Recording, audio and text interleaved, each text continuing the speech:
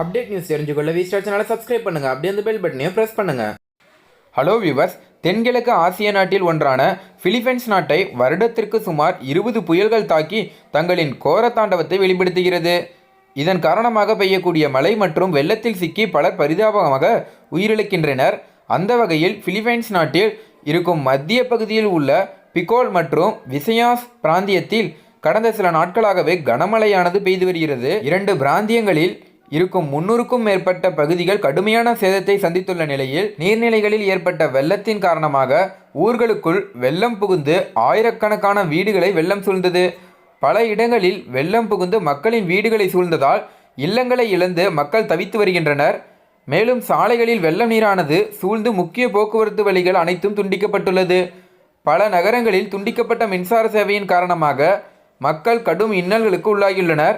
மேலும் மழை மற்றும் வெள்ளத்தால் தற்போது வரை 75 பேர் பரிதாபமாக பலியானதாகவும் 19 பேர் மாயமாகியுள்ளதாகவும் தகவல்கள் வெளியாகியுள்ளது. தற்போது வரை சுமார் 1,30,000க்கும் மேற்பட்டோர் பாதிக்கப்பட்டுள்ளதாகவும் சம்பவ இடங்களில் மக்களுக்கு தேவையான உதவிகளை மீட்பு படையினர் மற்றும் காவல்துறையினர் செய்து வருவதாகவும் தகவல்கள் வெளியாகியிருக்கிறது. இப்போலாம் பார்த்தீங்கன்னா நிறைய இடத்துல சுனாமியாக இருக்கட்டும், நிலநடுக்கமாக இருக்க மட்டும் அவ்வப்போது வெளிநாடுகளில் வந்துட்டுருக்கு. இதை நம்ம அன்றாட செய்திகளில் கேட்டுட்டு தான் இருக்கோம். குறிப்பாக மக்கள், அதாவது சாதாரண மக்கள் என்ன நினைக்கிறாங்க அப்படின்னு பார்த்தீங்கன்னா, அந்த ஊரில் நிலநடுக்கம் ஏற்பட முக்கிய காரணம் இண்டஸ்ட்ரீஸ் அப்படிங்கிற மாதிரி நினச்சிட்டு இருக்காங்க.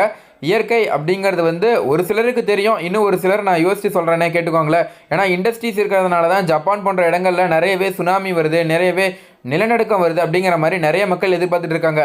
குறிப்பாக பார்த்தீங்கன்னா ஜப்பான், இந்த பிலிப்பைன்ஸ் இன்னும் போல் ஒரு சில நாடுகளில் ஒரு வருஷத்துக்கு குறைஞ்சது ஒரு 4-5 முறையாவது நிலநடுக்கம் அல்லது இது போல் ஒரு பெரிய இயற்கை சீற்றம் நடைபெற்றுருது. ஒரு நாடு எந்த அளவுக்கு வளர்ச்சி அடைதோ அந்த அளவுக்கு அந்த நாட்டில் ஆபத்து இருக்குது அப்படிங்கிறதும் உண்மைதான். இந்தியாவே பார்த்திங்கன்னா இந்த முறை ரொம்ப வறட்சியால் பாதிக்கப்பட்டிருக்கு அப்படின்னு தான் சொல்லணும். ஏன்னா நல்ல மழை பெய்யும் அப்படிங்கிற மாதிரி தெரிவிச்சிருந்தாங்க ஆரம்பத்தில். ஆனால் சுத்தமாக இந்த வருஷம் வடகிழக்கு பருவமழையை பொறுத்தவரை ரொம்ப கம்மியாக தான் பெஞ்சுது. புயல் கூட பார்த்திங்கன்னா 4-5 புயல் வரும் அப்படிங்கிற மாதிரி சொல்லியிருந்தாங்க. ஆனால் ஒரே ஒரு புயல் மட்டும்தான் வந்தது. இதனால் பார்த்திங்கன்னா மக்கள்லாம், அதாவது இந்தியாவில் தமிழ்நாட்டில் இருக்க மக்கள்லாம் ரொம்ப கவலையில் இருக்காங்க அப்படின்னே சொல்லலாம். ஒன்றே மழை பெஞ்சா ரொம்ப மழை பெஞ்சு இருக்க கூட இடம் இல்லாத அளவுக்கு இப்போ பார்த்திங்கன்னா பிலிப்பைன்ஸில் நடந்திருக்கு. அந்த மாதிரி மழை பெய்யுது. அப்படி இல்லைனா சுத்தமாக மழையே பெய்யறதில்ல. இந்த காரணத்தினால கூட மக்கள் பார்த்திங்கன்னா நிறையவே பாதிப்படைகிறாங்கன்னு சொல்லலாம். மனிதர்களால் தான் நிறைய இடத்துல பாதிப்படைஞ்சிட்டு வந்தாங்க. தற்போது பார்த்திங்கன்னா இயற்கையால் கூட நிறைய இடத்துல பாதிப்பு ஏற்படுது அப்படிங்கிறது இந்த தகவல் மூலம் நமக்கு தெரிய வருதுன்னே சொல்லலாம். மேலும் இது போல் இயற்கை சீற்றங்களை குறைக்கிறதுக்கு ஏதாவது வழி இருக்கா? உங்களோட கருத்து என்ன அப்படிங்கிறத கீழே கமெண்ட் பண்ணுங்கள். மேலும் இந்த தகவல் உங்களுக்கு பிடிச்சிருந்துச்சுன்னா மறக்காமல் லைக் பண்ணி ஷேர் பண்ணுங்கள். இதே போல் பல தகவல் தெரிஞ்சுக்கொள்ள நம்ம சேனலை உடனடியாக சப்ஸ்கிரைப் பண்ணுங்கள். தேங்க்யூ.